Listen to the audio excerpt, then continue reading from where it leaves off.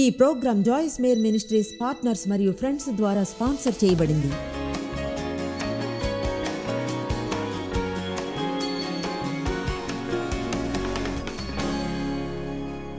ఎవరికైనా ఏమైనా చేయడం కంటే ఎక్కువ ఆనందం నాకు ఇంకేది ఇవ్వదు. అయితే నాకు తెలుసు నా కొరకు కూడా కొన్ని చేసుకోవాలని. అదంతా సమతుల్యతను గురించే. 1 పేతురు 5:8 చూద్దాం.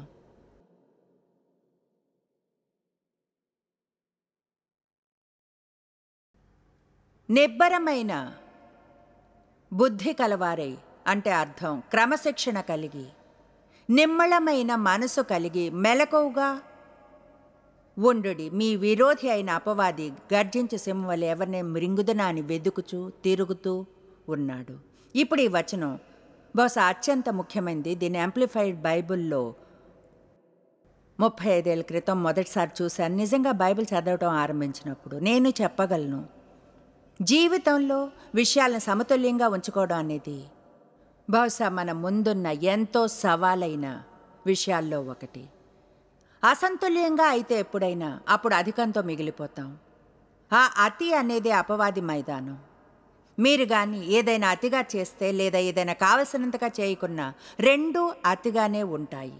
అదొక సమస్య. మీరు ఎక్కువగా డబ్బు ఖర్చు చేస్తే అదొక సమస్య. ఎన్నడూ మీకోసం డబ్బుని ఖర్చు పెట్టుకోకున్నా అది ఒక సమస్యే. మీరు నీట్గా క్లీన్గా ఉండేవారైతే శుభ్రం చేయడం, పాలిష్ చేయడం, రుద్దడమే అయితే ఎవరు మీ ఇంట్లో నిల్చోలేరు, ఊపిరి కూడా పీల్చుకోలేరు. అది ఒక సమస్య. అయితే ఎన్నడూ ఇల్లు శుభ్రం చేయకపోతే అది సమస్య. ఎంతమందికి అర్థమవుతుంది ఏం చెప్తున్నానో? జీవితంలోని ప్రతి ఏరియాలోనూ ఆ సమతుల్యత ఉండాలి. మనం ఎక్సర్సైజ్ చేయాలి. అయితే మీరు అతిగా కూడా చేయవచ్చును. బహుశా మీరు బైబిల్ని చదవాలి, మీరు బైబిల్ స్టడీ గ్రూప్స్లో ఉండాలి వీలైతే. అయితే మీరు అది ఎక్కువగానే చేయవచ్చును. కొంతమంది ఎంత ఆధ్యాత్మికంగా అవుతారంటే దేనికి పనికిరారు. అంటే వాళ్ళ ఊహల మేఘాల్లో ఉంటాయి. వాళ్ళు ఎలా అంటే ప్రైజ్ ద లార్డ్ హల్లెలూయా తెలుసా తిరుగుతూ ఉంటారు. ఎప్పుడు చూడైనా ఎవరికి ఏ సహాయం చేయరు. వాళ్ళు ఆధ్యాత్మికం అనుకున్న దానిలోనే ఉంటారు. సమతుల్యంగా ఎలా ఉండాలో నేర్చుకోవాలి. మన జీవితంలోని ప్రతి ఏరియాని దేవుడు చూస్తాడు. మీకు శరీరం ఉంటుంది, దాన్ని జాగ్రత్తగా చూసుకోవాలి. మీకున్న దాన్ని పాడు చేసుకుంటే తిరిగి పొందడానికి ఈ భూమి మీద ఒక మిషను లేదు. కొట్టుకెళ్ళి ఇంకొకటి కొనుక్కోలేరా? అది ఆ విధంగా పనిచేయదు. మీరు అర్థం చేసుకోవాల్సింది ఇదే. మీరు మిమ్మల్ని జాగ్రత్తగా చూసుకుంటే దానికి కొంచెం సమయాన్ని పెట్టుబడి పెట్టాలి. ప్రయత్నం, డబ్బుని, దాని గురించి మీరు గిల్టీ ఫీల్ కానక్కర్లేదు. నన్ను నేను చూసుకోవడానికి సమయం లేదు, దానికోసం నా దగ్గర టైం లేదు. చూడండి, ఈరోజు నేను అమ్మలా ఉండి కొన్ని ప్రాక్టికల్ సలహాలను ఇస్తాను. మీరు ఇలాంటి వాటిని గురించి జాగ్రత్త తీసుకోవాలి. మీ చర్మం, మీ పళ్ళు, మీ జుట్టు, కొంచెం ఎక్సర్సైజ్ చేయాలి. మంచి గుడ్ ఫుడ్ తినడానికి కొంచెం పెట్టుబడి పెట్టాలి. అంతేకాని ఎప్పుడు తొందరలో వెళ్తూ ఏదో ఒకటి తినడం కాదు, లేదా ఎక్కువగా పోషకాహారం లేనివి తింటూ ఉండకూడదు. అవన్నీ జంక్ ఫుడ్, ఆరోగ్యానికి అంత మంచిది కూడా కాదు. ప్రజలు చెడుగా ఫీల్ అయితే ఆశ్చర్యం లేదు. అసలు మనం లోపలికి ఏం తింటున్నామన్న ఐడియా ఉంటే బాగుంటుంది. మంచి బుక్ని చదవండి. న్యూట్రిషన్ మీద ఏం తింటున్నారో తెలుసుకోండి. కొన్ని లేబుల్స్ చదివి ప్రశ్నించుకోండి, నిజంగా దీన్ని తినాల్సిన అవసరం ఉందా? మంచి క్వాలిటీ ఫుడ్ తినేలా చూసుకోండి. మంచివి కొనడానికి కొంచెం ఎక్స్ట్రా డబ్బుని ఖర్చు చేయండి. నా వైపు ఇలా చూస్తున్నారు. దీనికి యేసుకి సంబంధం ఏమిటి?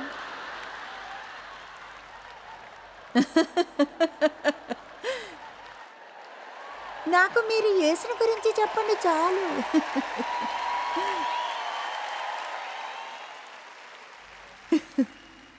చూడండి, అదే మన పెద్ద సమస్య. మన ఊరికే కూర్చుని జీసస్ జీసస్, కొంచెం కూడా తెలివిని ఉపయోగించం. కామన్ సెన్స్ ఉండదు. బయటకు బంపర్ స్టిక్కర్స్తోనూ మన క్రిస్టియన్ నగలు వేళ్లాడేసుకుని వెళుతుంటాం. అందరూ మనకు పిచ్చి అనుకునేలా.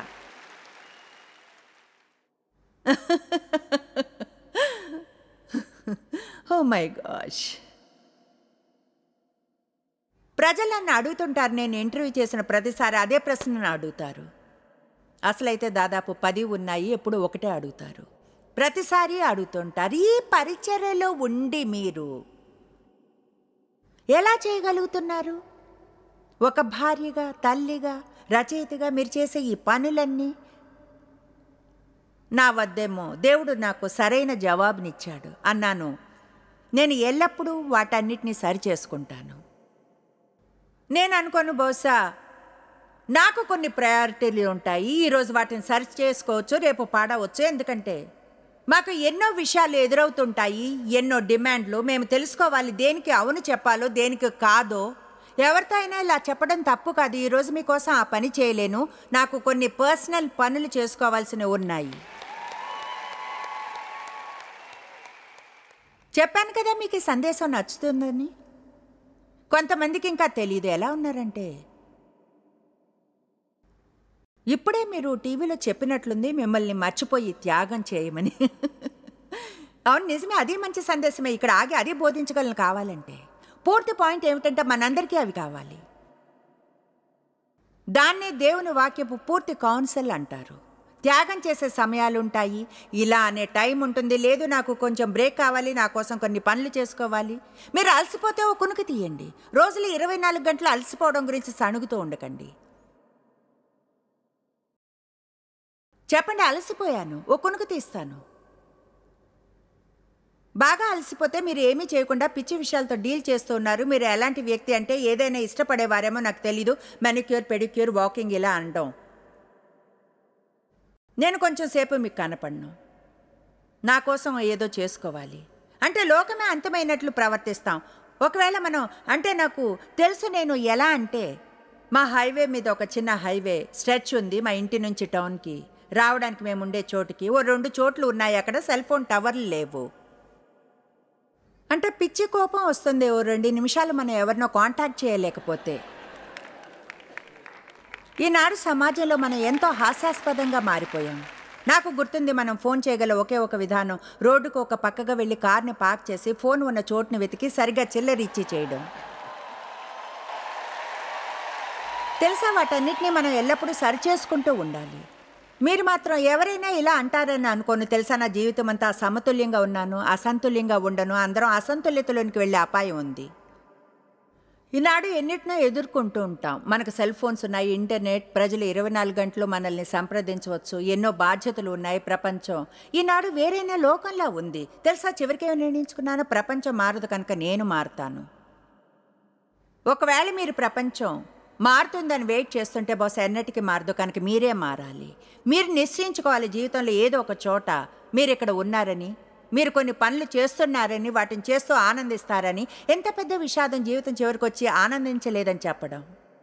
మీకు తెలుసా, బహుశా నేను 50వ పళ్ళలో నేను ఇది అర్థం చేసుకున్నాను. నేను బాల్యాన్ని ఆనందించలేదు. నా చిన్నతనంలో నా తండ్రి దుర్వినియోగపరిచారు కనుక బాల్యాన్ని ఆనందించలేదు.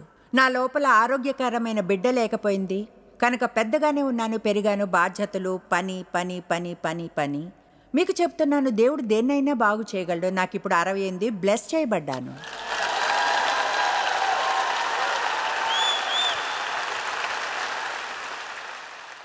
అయితే నేను నిశ్చయించుకున్న విషయాల్లో ఒకటి ఏమిటంటే, నేను చేసిన ప్రతి పనిని ఆనందించాను. దీన్ని ఆనందిస్తాను, నిజంగా ఆనందిస్తాను. లంచ్కి వెళ్ళడాన్ని, ఈ మధ్యాహ్నం కునుకు తీస్తూ తిరిగి మీటింగ్కి రావడానికి ఆనందిస్తాను. మీరు చేసే ప్రతిదాన్ని ఆనందించండి. గతంలో అనుకునేదాన్ని ఈ పని చేసి ముగిస్తే ఆనందించగలను. అయితే ఇప్పుడు ఇది ముగిసినా లేకున్నా సంతోషంగా ఉంటాను. ఎప్పుడు ఉంటానో తెలియదు. ఎవరైనా ఇప్పుడు సంతోషించడం గురించి ఏమంటారు? ఎవరైనా ఇలా అంటే ఏమంటారు? ఇప్పుడు సంతోషంగా ఉన్నాను, దీన్ని ఆనందిస్తాను. ఒక్క నిమిషం మీకు బోధిస్తాను. ప్రజల కొరకు పనులు చేయడం మాని దేవునికి చేసినట్లు ప్రతిదీ చేయడం ఆరంభించండి. బహుశా ఈరోజు ఎక్కువ వినోదాన్ని పొందుతున్నాను.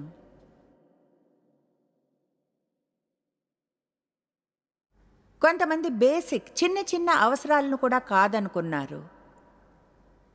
చాలా కాలంగా ఇప్పుడు ఈ హతసాక్షి కాంప్లెక్స్ వచ్చింది. ఈరోజు చెప్తున్నాను, మీరు దాన్ని ముగించి వేయాలి. దానికి బై చెప్పి ఇలా అనడం ఆరంభించండి. నన్ను సంతోషపెట్టడం మరొకరి పని కాదు, అది దేవునికి నాకు మధ్య విషయం. నాకేమైనా కావాలంటే ప్రార్థిస్తాను. వేరే ఎవరో దాన్ని నాకు ఇవ్వకుంటే దేవుడు పర్మిషన్ ఇస్తాడో అది నాకు నేనే ఇచ్చుకుంటాను. దాసులు ప్రతి విషయంలోనూ తమ యజమానులకు విధేయత చూపుతారు. వాళ్ళు చూస్తున్నప్పుడు మాత్రమే కాదు, మనుషులను ప్రీతిపరిచేవారుగా కానీ పూర్ణ హృదయంతో ఒక సంకల్పంతో దేవుని పట్ల భక్తి ఉన్నందున మీ ఆరాధనకు నిజాయితీగా చూపించే భావనతో. మీ పని ఏదైనా సరే, అది టాయిలెట్ క్లీన్ చేయడం అయినా, అది ఒక కంపెనీ సీఈఓ అయినా,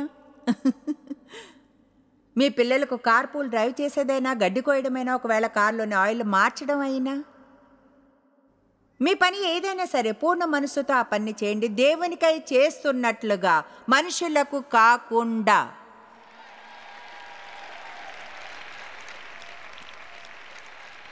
ఒక విషయం చెప్పనా బోసా, ఇది మీ అందరికీ ప్లీజ్ తప్పుగా తీసుకోకండి.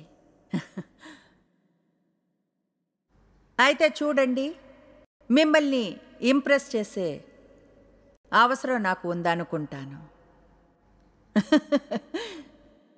మీరేమనుకుంటారన్న దాని గురించి ఎక్కువగా పట్టించుకున్నందున, నేనుగా ఉండే స్వేచ్ఛ ఉన్నందున, స్వేచ్ఛ ఉంటే టైంని బాగా గడపగలరు తెలుసా. అయితే నేనిక్కడ మీకోసం లేనని కాదు, కానీ నిజం చెప్పాలంటే నేనిక్కడ దేవుని కోసం ఉన్నాను. ఎందుకంటే ఆయన నేనిక్కడే ఉండాలనుకుంటాడు. మీరు కానీ తెలుసుకుంటే, నాకెంతో కాలం పట్టింది ఇది తెలుసుకోవడానికి, మీ బాధను ఎంతగానో తగ్గించాలనుంది. మీరు కానీ తెలుసుకుంటే మీరు చేసే ప్రతిదీ ఒకరికొరకని, మీరు చేసే ప్రతి ఒక్కటి దేవుడు ఎల్లప్పుడూ చూస్తున్నాడని తెలుసుకోండి. మీరు ఏం చేసినా సరే మీరు మంచి మనసుతో వైఖరితో చేస్తే దేవుడు ప్రతి ఫలాన్ని ఇస్తాడు. కానీ ప్రజల్ని ప్రీతిపరచడానికి చేస్తే వారి నుంచి మీరు ఫలాన్ని పొందలేరు. ఎల్లప్పుడూ లేదా ఎక్కువగా మీరేం పొందాలనుకుంటారో దాన్ని నిరాశపరచబడతారు. పగాద్వేషం మొదలవుతాయి, వారిపై కోపం వస్తుంది. అప్పుడు అన్ని రకాల సమస్యలు వస్తాయి సంబంధాల్లో. మీరు రోజు ఒక నిమిషం ఆగి మిమ్మల్ని ప్రశ్నించుకోండి, నేను చేస్తున్న పనిని ఎందుకు చేస్తున్నాను అని.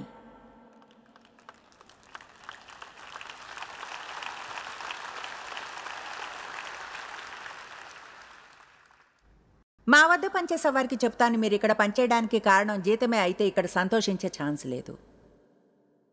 అంటే మంచి జీతాలే ఇస్తాం, అయితే మీ ఉద్దేశం కేవలం డబ్బు పొందడమే అయితే అప్పుడు మీరు ఎంత పొందినా ఎక్కడో ఒక చోట పని చేయాలి, ఎందుకంటే మీరు ఉండాల్సింది అక్కడే అనుకుంటారు.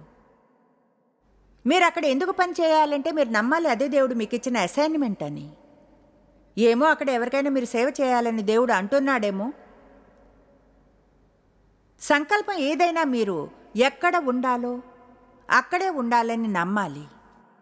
ఈ ఆలోచన వదిలేయండి. తెలుసా, నేను మీకోసం ఇచ్చేశాను, మీకోసం అది చేశాను, అదంతా మీకోసమే చేశాను, ఇది చేశాను, అది చేశాను. ఎవరు నన్ను అభినందించరు, నేనంటే ఇష్టపడరు. నా జీవితం అంతా ఇతరులకు సేవ చేస్తూనే ఉన్నాను. ఇప్పుడు నా సంగతి ఏమిటి, ముసల్దాన్ని అయిపోయా, ఎవరు పట్టించుకోరు, నేనంటే ఇష్టం లేదు. మీకు తెలుసా ఏమిటో, అది మీ తప్పే.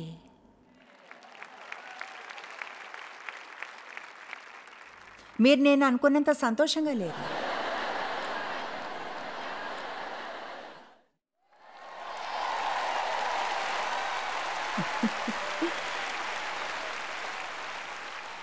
ఎందుకో తెలుసా, అర్థం చేసుకోగలను. చూడండి, స్వయం జాలిని వదిలేయడం నాకెంతో కష్టమైంది. అంటే నేను స్టూపిడ్గా ఉంటుంది జాలి పార్టీ ఇష్టం అని చెప్పడం. అయితే అదెలా అంటే, డేవ్ వెళ్ళి గోల్ఫ్ ఆడేవారు, నేను ఇంటి వద్ద ఉండి ఏడుస్తూ నాపై నేను జాలి పడేదాన్ని. ఎంత బుద్ధిహీనత కాదంటారా? ఆయన్ని గోల్ఫ్ మాన్పించలేకపోయాను, ఒక్కటే మార్చలేకపోయాను. ఖచ్చితంగా అది దేవుణ్ణి ప్రీతిపరచలేదు. చివరికి నిర్ణయించుకున్నాను, ఏమన్నా తెలుసా, ఆయన గోల్ఫ్కి వెళ్తారు, నేను నాకు నచ్చింది ఏమిటో తెలుసుకుని అది చేస్తాను. ఇప్పుడు ఆయన వెళ్ళమంటాను, వెళ్ళండి వెళ్ళండి. ఇప్పుడెంతో హాయిగా ఉంది. ఏమిటో చెప్పనా, మీకు పెళ్ళయి చాలా కాలం అయితే చివరికి తెలుసుకుంటారు అలా పోట్లాడుకోవడంలో అసలు అర్థమే లేదని. కొన్ని విషయాలు గతంలో కోపం తెప్పించేవి ఇప్పుడు ఫన్నీగా అనిపిస్తాయి. గతంలోకి చూసి అనుకుంటాను, నమ్మలేకపోతున్నాను ఆయనతో ఒక వారం మాట్లాడకుండా ఉండేదాన్నంటే, లేదా చూడండి ఎంతో ఘోరంగా ప్రవర్తించేదాన్ని. ఇప్పుడు మేమిద్దరం ఎంతో సంతోషంగా ఉన్నాం, ఆయన ఫన్నీగా ఉంటారు, నిజంగా చాలా వినోదంగా. వయసు పెరిగే కొలది మనం చేసే వింతైనవి, ప్రత్యేకంగా ప్రతిదాన్ని ఎల్లప్పుడూ గుర్తు చేసుకునే పాయింట్కి చేరుకున్నప్పుడు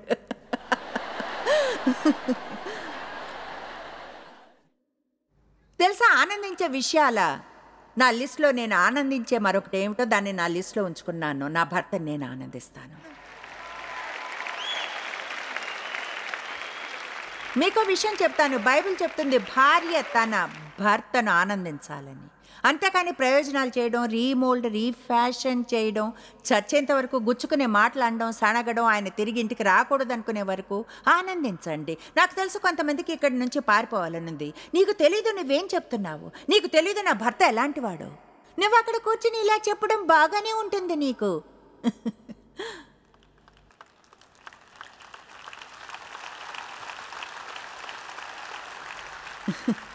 అవును, ఈరోజు వచ్చిన పురుషులకి ఇది నచ్చుతుంది కాదంటారా?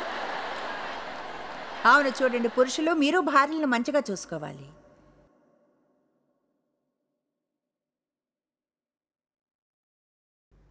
చేసేది దేవునికై అన్నట్లు చేయండి.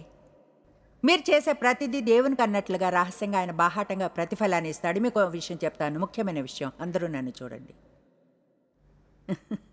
ఇది పెద్ద విషయం, నిజంగా పెద్ద విషయం. మీరు ఎవరికైనా ఏవైనా చేసిన ప్రతిసారి దాని గురించి ఫిర్యాదు చేస్తే ప్రతిఫలం పోతుంది.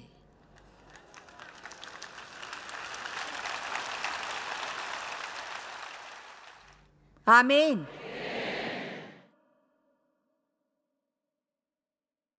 ఆల్ రైట్, ఇప్పుడు సామెతలు 31 చూద్దాం. మీరు నాతో ఒక నిమిషం సహకరించాలి, ఎందుకంటే ఇది సామెతలు 31లో పర్ఫెక్ట్ స్త్రీని గురించి. అయితే ఇక్కడున్న సూత్రం స్త్రీ పురుషులిద్దరికీ అన్వయించుకోవచ్చును కనుక పురుష వైఖరిని తెచ్చుకోకండి. ఇక్కడుండి సామెతలు 31లోని స్త్రీని గురించి ఎందుకు వినాలి? మీకు చూపిస్తాను ఆమె ఎలాంటి వ్యక్తో. అలా మనందరం ఉండాలన్న విషయాన్ని మీరు ఒప్పుకునేలా చేయడానికి ట్రై చేస్తాను. ఈ స్త్రీ నిజంగా నాకు పిచ్చెక్కించేది. తమాషా చేయడం లేదు. నేను వాక్యం పట్ల గంభీరమైన స్టూడెంట్గా మారినప్పుడు అనుకున్నాను, యాక్ యాక్, ఎవరు అలా ఉండలేరు.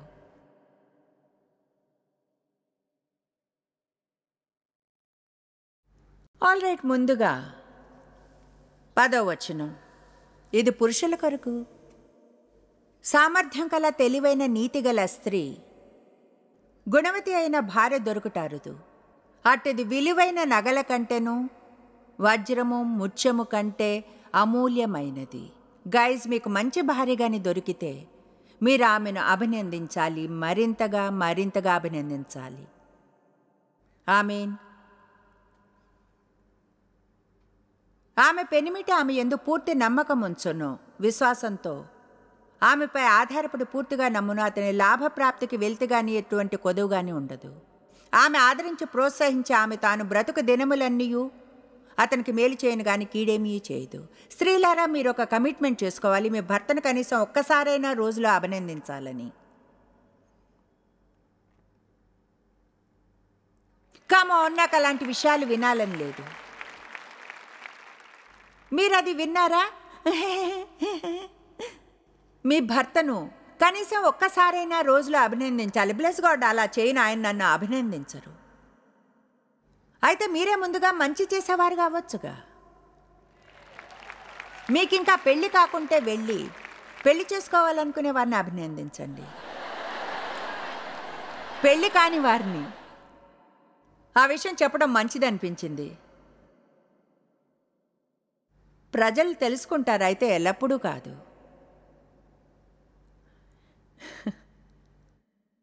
ఓకే, ఇప్పుడు చూడండి. ఆమె గొర్రెబొచ్చును అవిసెనారును వెతుకును, తన చేతులారా వాటితో పని చేయను. చెప్పండి, పని చేయను.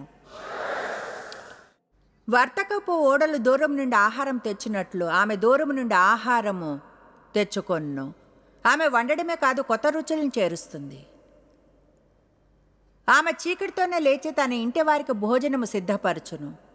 ఆమె ఉదయాన్నే లేచి దేవుణ్ణి వెతికి ప్రార్థించి దేవునితో సమయం గడుపుతుంది. మిగతా పనేదైనా ఆరంభించడానికి ముందు. ఇప్పుడు నేను ఈ విషయం చెప్తాను. నేను ఎటువంటి నియమాలను పెట్టను దేవునితో సమయం గడిపే విషయంలో. నాకు తెలుసు కొంతమంది ఉదయాన్నే లేవరనే అలవాటు ఉండదని. అయితే సలహానిస్తున్నాను, ఒకవేళ మీరు కమిట్మెంట్ చేసుకుంటే ప్రతి ఉదయం మొదటి 30 నిమిషాలు దేవునితో గడిపితే సహవాసంలో మాట్లాడుతూ, ప్రార్థించి, చదివి, సంగీతాన్ని విని, ఆరాధించి నేను చెప్పగలను, అది మీ పూర్తి జీవితాన్నే మార్చేస్తుంది.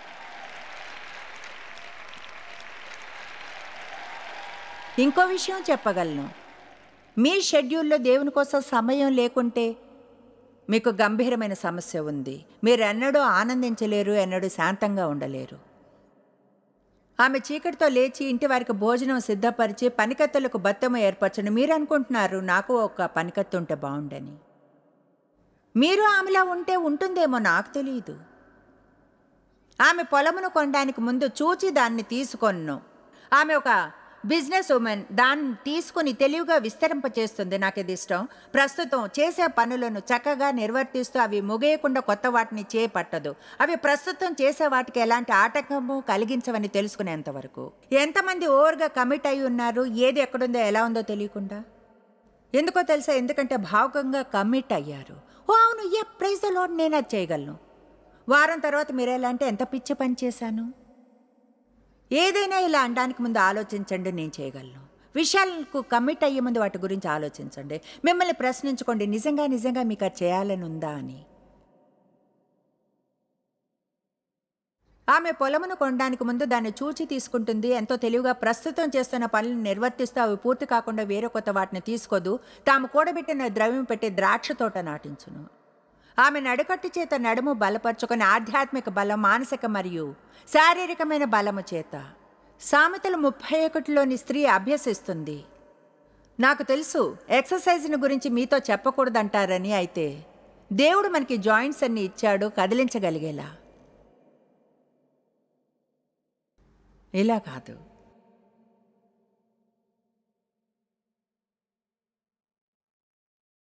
ఆమె తన చేతులతో బలముగా పని చేయును. నాకు నా మజిల్స్ చూపించడం ఇష్టం.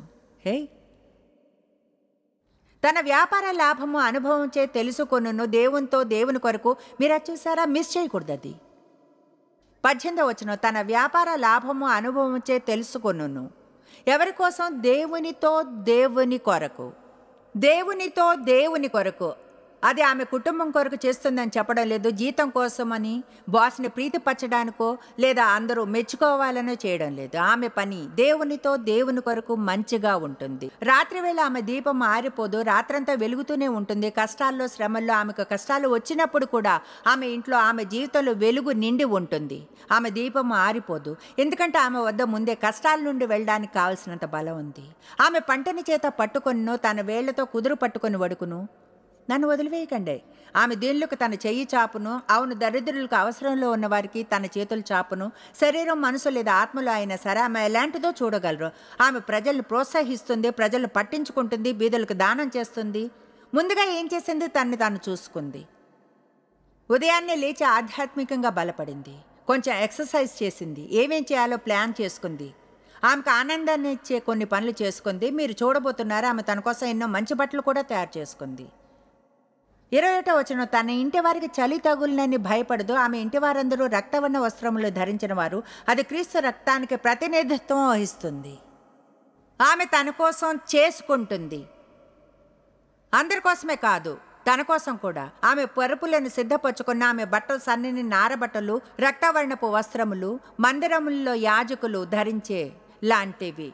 ఒక ఫుట్ నోట్ పెట్టాను, బాగా డ్రెస్ అవుతుంది, మంచిగా అవుతుంది. నేను చేసే షాపింగ్. ఆమె పెనిమిటి దేశపు పెద్దలతో కూడా కూర్చుండును, గవని యొద్ద పేరుగొన్నవాడయ్యుండును. కొన్నిసార్లు దేవు ప్రజలు ఇలా అండం విని అలసిపోయి ఉంటారు. మీరు జాయిస్ మేయర్ భర్త, మీరు జాయిస్ మేయర్ భర్త. ఆయన అంటారు, కాదు, ఆమె నా భార్య. అయితే పాయింట్ చాలా బాగా చెప్పబడింది. ఆమె నారబట్టలు నేయించును, బట్టలు నేయిస్తుంది, అండర్ గార్మెంట్స్ కాదు.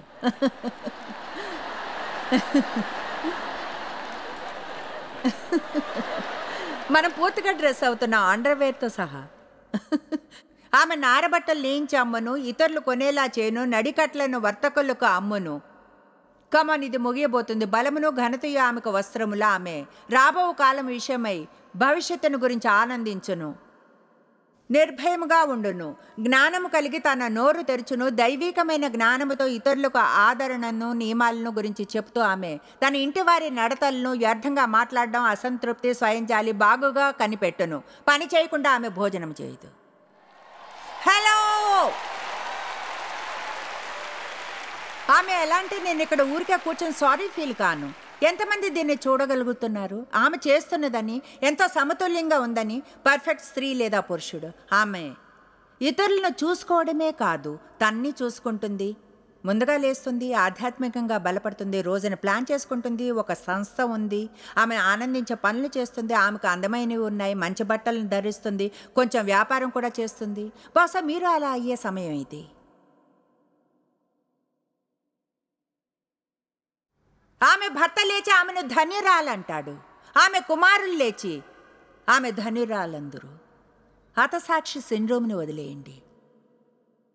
నాకెవరు ఏమీ చేయడం లేదు. మీకు మీరు ఏదైనా చేసుకోండి. ఎవరైనా చేస్తే బాగుంటుంది, వాళ్ళు చేయకుంటే మీరుగా చేసుకోండి. దీంతో ఎంత అలసిపోయాను, నేను చేసేదంతా పని పని పని. అయితే రోజంతా పని చేయకండి. ప్రార్థించి సమతుల్యత ఏమిటో తెలుసుకోండి, దానికి కమిట్ అవ్వండి. ఎక్కువ పని చేయకండి. కనుక చెప్తున్నాను, సమతుల్యతను తెచ్చుకోండి. మిమ్మల్ని మీరు జాగ్రత్తగా చూసుకోండి, ఎందుకంటే అలా చేయడం ఇతరులను చూసుకున్నంత ముఖ్యం. కనుక మర్చిపోకండి, మీరు ఇతరులకు సహాయం చేసి మంచి పని చేస్తున్నారు. మిమ్మల్ని మీరు బలంగా ఆరోగ్యంగా ఉంచుకొని మిమ్మల్ని చూసుకుంటూ ఉంటే కనుక ఈ బోధనను పొంది జీవితంలోని ప్రతి ఏరియాలోనూ ఎలా ఆరోగ్యంగా ఉండాలో నేర్చుకోండి. జాయిస్ మేర్ మినిస్ట్రీస్లో మీరు మాకెంతో ముఖ్యులు. మిమ్మల్ని అభినందిస్తున్నాం. మా ఫ్రెండ్స్కి, పార్ట్నర్స్కి థ్యాంక్స్. ప్రపంచవ్యాప్తమైన ఈ పరిచర్య సాధ్యమయ్యేలా చేసినందుకు. అందరం కలిసి ఆకలిగొన్న వారికి భోజనం పెడుతున్నాం, బీద వారికి బట్టలిస్తున్నాం, దేశాలకు సువార్తను పంచుతున్నాం. ఈ రోజే సంప్రదించండి joycemeir.org. ప్రార్థనా నివేదనల్ని మాతో పంచుకోండి. మా సాధనాల గురించి తెలుసుకోండి. జాయిస్ సభల షెడ్యూల్ని తెలుసుకొని మాతో పార్ట్నర్ అవ్వండి. ప్రపంచమంతా క్రీస్తు ప్రేమను పంచడానికి. ఈ program Joyce Meyer ministries partners మరియు ఫ్రెండ్స్ ద్వారా స్పాన్సర్ చేయబడింది.